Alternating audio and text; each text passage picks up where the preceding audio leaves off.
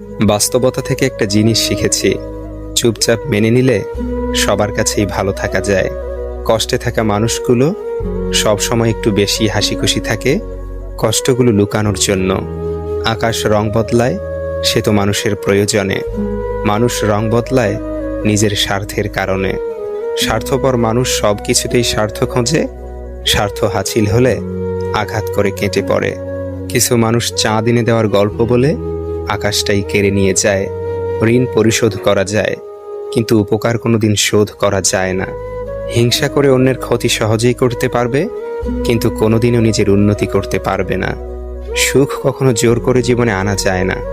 যখন আসে সব কিছু নিয়েই আসে, যখন যায় সব কিছু নিয়েই যায়।